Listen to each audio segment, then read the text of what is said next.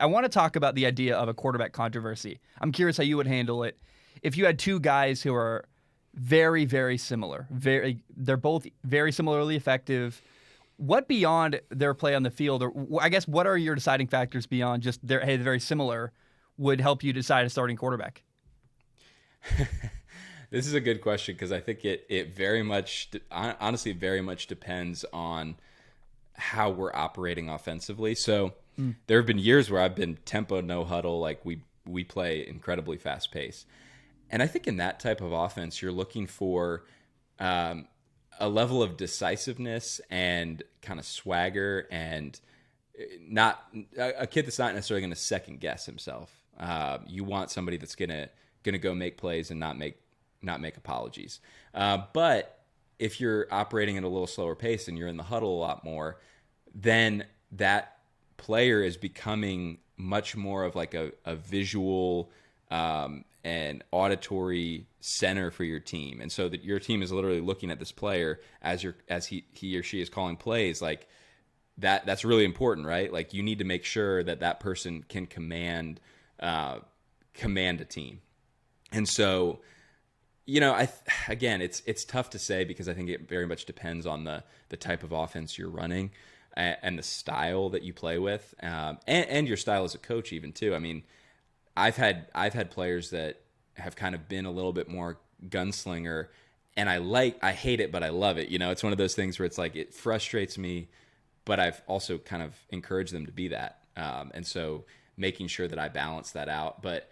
I think it has a lot to do with their ability to really instill confidence in their teammates. Are they able to make other people around them better? And that's not just from an on the field standpoint. Is there a willingness to get on the same page with the receiver about a particular route before or after practice? Is there a conversation with the center happening, or is it just like him yelling at the center for making a bad snap? Those types of interactions I think are really important. And the more that a quarterback demonstrates an ability to inspire their teammates and make them better in one way or another, that's probably the player you end up going with ultimately.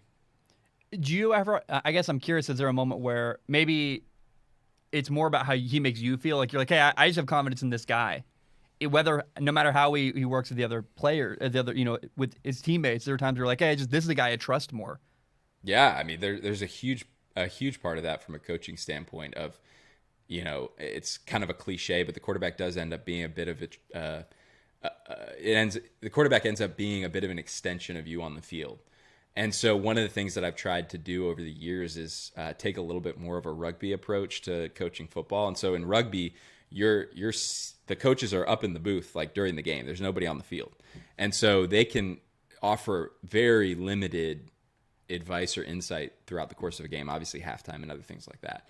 But I've tried to be more and more hands-off even during the game and give more autonomy to the players. And so there is an element of trust of, I don't just want you to know the plays. I want you to know a lot of the why behind, okay, why do we do this? Like when we get in the red zone, why does coach have me running more when we're in the red zone than when we're in the middle of the field? Well, it's because we can get +1 in the run game. That makes sense to me. Okay, if we're running tempo, I can call my own number, in these situations. And so again, there's like there's all these things that are going on, but for me to have confidence in a player, a lot of times it's seeing particularly at the quarterback position, somebody start to have confidence in themselves and they're identifying with some of the philosophy that we've established as a team.